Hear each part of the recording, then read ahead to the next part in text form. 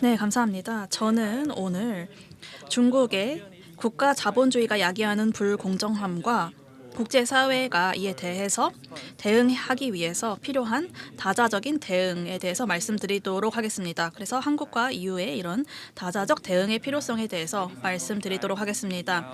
중국의 경제적인 부상은 기존 국제 경제 질서와 여러모로 충돌하고 있습니다. 지금의 갈등 속에서 국제사회는 공급망 회복력에 대한 이슈, 그리고 기술과 관련된 이슈, 경제 안보, 디리스킹 이런 전례 없는 도전 과제에 직면해 있습니다. 그런 가운데 중국의 국가 자본주의 역시 이런 갈등의 중요한 요소가 되고 있습니다. EU와 미국 그리고 G7 국가들은 이미 국가 주도의 비시장적 정책과 관행 그리고 그 부정적인 파급 효과에 대해서 이슈를 제기하고 있습니다. 예로는 국유 기업들의 해로운 산업 보조금 그리고 시장 왜곡 행위 등이 있습니다. 이런 문제들은 그 원인은 사실 중국의 급속한 경제 성장뿐만이 아닙니다. 시진핑 정부는 2013년에 취임을 했는데요. 취임을 하면서 이른바 중국 특색 사회주의를 강조해 왔습니다. 중국몽의 중요한 축으로서 중국 특색 사회주의를 강조하고 있는 것인데요. 그 이전에 시행된 개혁 개방 정책은 중국의 경제 체제를 시장 경제와 글로벌화를 받아들임으로써 개혁하기 위한 계획이었고, 중국의 경제 체계를 글로벌 주류 경제 시스템과 융합시키기 위한 전략이었습니다. 하지만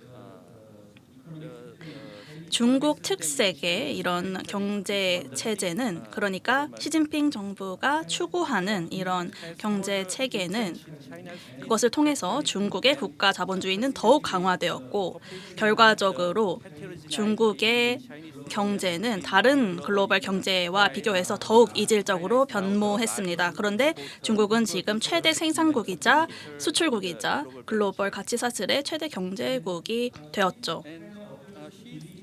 시진핑이 꿈꾸는 중국은 만약 중국 특색 사회주의를 계속 유지해 나간다면, 그래서 중국식 국가 자본주의를 계속 유지해 나갈 수 있다면 선진 시장 경제와 중국 공산당의 장기 집권이 장기적으로 안정적으로 공존할 수 있을 거다라는 믿음에 기반하는 듯합니다.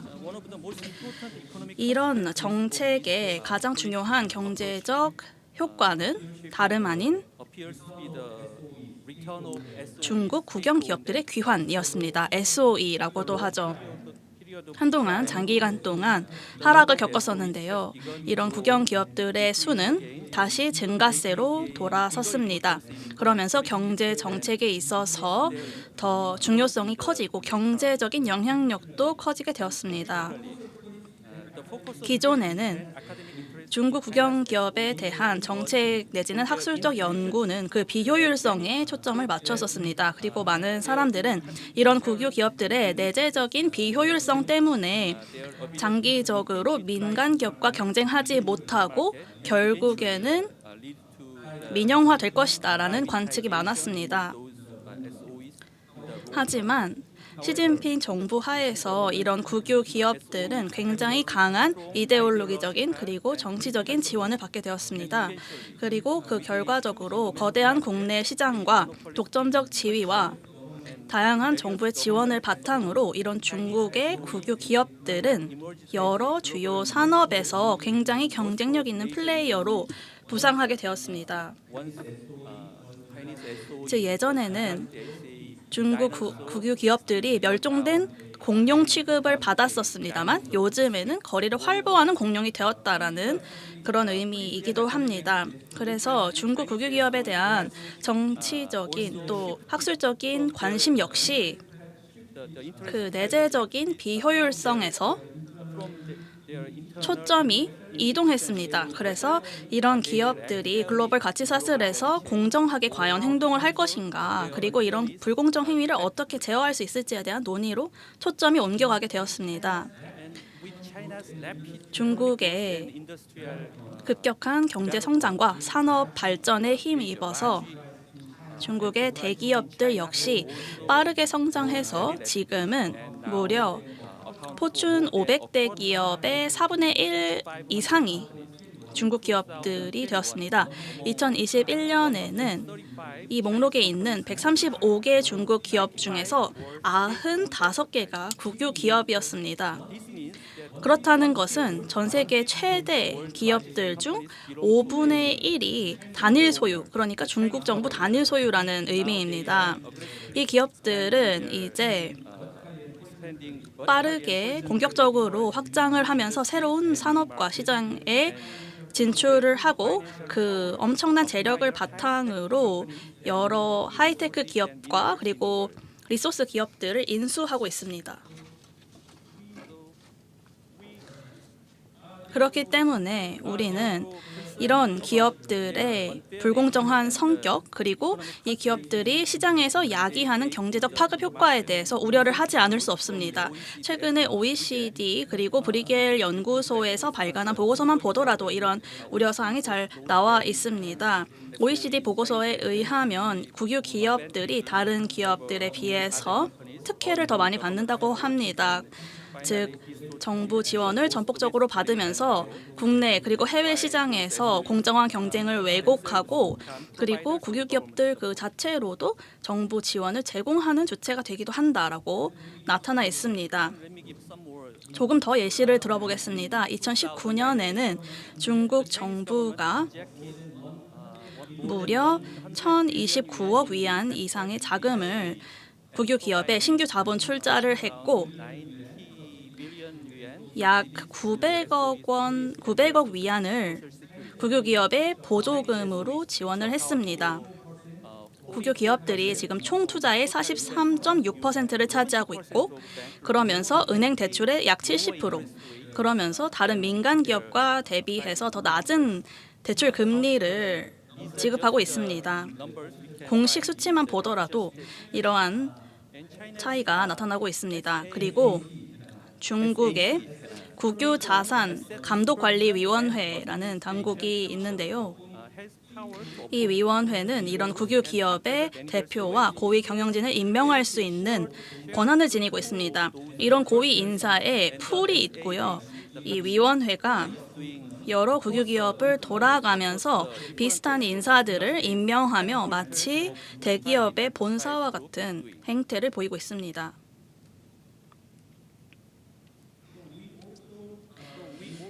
그래서 우리는 장기적으로 이런 국유 기업들의 불공정 행위가 어떤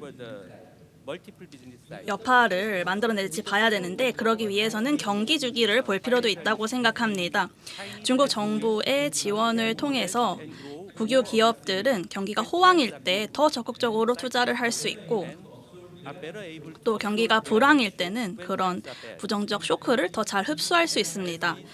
경기 주기가 진행이 될수록 이런 호황과 불황은 반복될 수밖에 없는데요.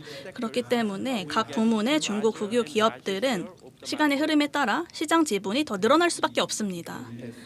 이 도표만 보시더라도 충분히 예상하실 수가 있겠죠.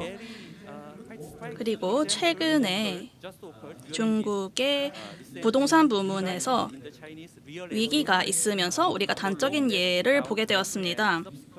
굉장히 장기간 동안 중국 부동산 시장이 하락을 하고 구조 조정을 겪었는데요. 2020년, 2021년부터 이런 하락이 있었는데요. 그러면서 중국의 국유 개발사들의 시장 지분이 크게 증가했습니다. 이 도표만 보셔도 아실 수가 있습니다. 지금은 부동산 시장에서만 일어난 일이지만 앞으로 더 많은 시장에서도 비슷한 양상이 나타날 수 있을 것이다 라고 생각해 볼 수 있습니다. 그렇기 때문에 우리가 이런 중국의 국가 자본주의와 불공정 관행과 시장 왜곡에 대해서 더 적극적으로 대처를 해야 하는 것입니다.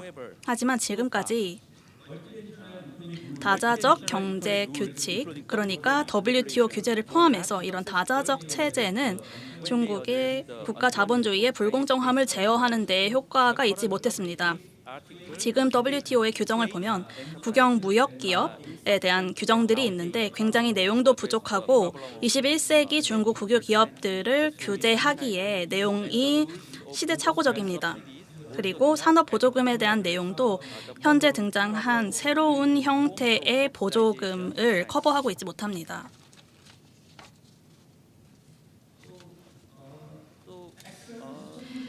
그렇기 때문에 지금 현황을 보면 이런 중국의 국가 자본주의에 대한 실질적인 대응은 주요국들, 다시 말해서 EU, 미국, 그리고 다른 주요 경제국들이 이끌어 왔습니다. 다자적 질서보다는 이런 개별 주요국들의 행동에 의해서 이끌어져 왔습니다. 첫 번째는 중국의 시장 경제 지위를 부정하고자 하는 그런 내용이었습니다. 2001년에 처음 중국이 WTO에 가입을 했을 때는 그때 시장 경제국 지위를 인정하는 것이 테크니컬한 이슈이자 방법론적인 조치였습니다. 반덤핑 마진을 개선하기 위해서 그런 것이었는데 15년이 지난 2016년에는 이미 굉장히 전략적이고 지정학적인 이슈로 변모한 상황이었습니다. 그래서 중국의 국가 자본주의가 글로벌 경제 질서와 공존할 수 있는지에 대한 심각한 논의가 진행되었습니다. 불행인지 다행인지 모르겠습니다만 한국은 중국의 시장국 지위를 2005년에 굉장히 일찍이부터 부여를 했습니다. 그때 굉장히 기술적인 평가를 통해서 부여가 됐는데 사실 저도 그때 기술 자문 프로젝트에 참여를 했었습니다. 산업통상자원부가 진행했던 프로젝트였었는데요. 저도 참여를 했었는데요. 이런 말씀을 드리고 싶습니다. 그때 당시에는 그 결정의 장기적인 여파가 명확하지 않았습니다. 제 생각에는 무려 18년 전의 일이었고요. 그리고 그때는 포춘 500대 기업의 중국 기업이 15개밖에 되지 않았고 대부분의 이런 기업들은 글로벌 시장에서는 사업을 하고 있지 않았습니다. 내수 시장에서만 사업을 했었는데 지금은 완전히 상황이 바뀌었죠. 그리고 두 번째 접근법은 국유 기업과 산업 보조금을 규제하기 위한 WTO의 개혁 제안입니다. 이 제안은 EU와 미국과 일본의 통상 장관들이 함께 작성해서 제출한 내용이었습니다.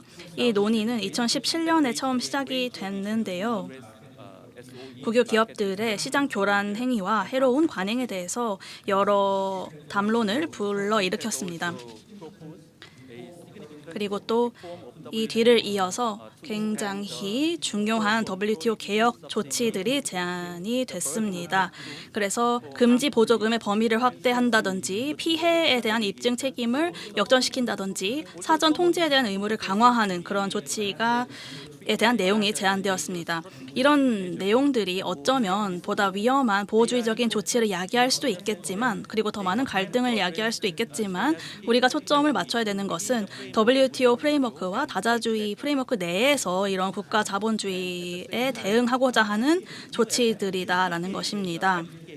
그와 동시에 여러 경제적 협정, 무역 협정, 예를 들면 USMCA나 CPTPP 같은 것들을 통해서 국유 기업들의 의무를 더 명확히 정의하고 이들이 공정한 경쟁을 할 수 있도록 유도를 하고 있습니다. 그래서 저는 이것이 국유 기업에 대한 다자주의적인 논의를 촉진하는 데 좋은 시작점이 될 것이라고 생각합니다. 마무리를 하기 전에 이런 말씀을 드리고 싶습니다. 한국은 이런 국가 자본주의에 대한 대응을 논의하고 행동을 하기에 굉장히 강한 경제적 인센티브가 있다고 생각합니다. 이 표를 보시면 한국의 주요 수출 산업, 그러니까 반도체, 석유, 화학, 기계 장비, 자동차 부문에 중국의 상위 기업이 누구인지 드러내고 있는데요. 보시면 상위 기업들이 전부 국유 기업입니다. SMIC 같은 반도체 제조사를 보면 모두 잘 아시지만 정부의 지원을 굉장히 많이 받고 있는 기업입니다. 그렇기 때문에 이렇게 말해볼 수 있을 것 같습니다. 한국 산업이 중국의 국가자본주의의 불공정성으로부터 가장 많은 피해를 보고 있다. 그렇기 때문에 EU와 대한민국은 중국의 국가자본주의를 다자주의적 프레임워크를 통해서 대응해야 하는 그런 공동의 인센티브 내지는 이해가 있다고 생각합니다. 지금 진행 중인 WTO 개혁 논의들이 보다 많은 효과를 얻기 위해서는 그래서 G7, EU, 미국, 일본 외에도 다른 국가들이 참여를 해야 한다고 생각합니다. 그래서 저는 한국이 그러기에 가장 적합한 후보국이라고 생각합니다. 왜냐하면 이런 중국의 불공정 관행을 정정하기에 굉장히 강한 그런 인센티브를 가지고 있기 때문입니다. 만약 WTO 개혁 중에서 국유 기업이나 산업 보조금에 대한 내용이 만장일치를 이뤄내지 못한다면 왜냐하면 중국이 거부권을 행사할 가능성이 크기 때문에 그렇다면은 우리는 복수국 협정을 통해서 대응을 해야 할 것입니다. 이미 세 분의 무역 장관님께서 이 내용을 제안하셨습니다. 이 경우에도 마찬가지로 한국을 포함해서 다른 국가들이 참여를 한다면 이 이니셔티브의 영향력과 당위성을 키우는 데 도움이 될 것입니다. 주요 제조국이자 수출국으로서 한국과 EU는 이런 국가 자본주의의 불공정성을 줄이고 다자주의의 증진을 통해서 보호주의의 리스크를 줄이는데 것이 중요할 것이다라고 생각합니다. 그리고 이 목표를 위해서 한국과 EU는 굉장히 이상적인 파트너국이 될 수 있을 거라고 생각을 하고 앞으로도 더 협력 관계를 확대해 나갔으면 좋겠습니다. 이것이 바로 우리의 공동의 책임이자 글로벌 경제에 기여할 수 있는 바라고 생각합니다. 감사합니다.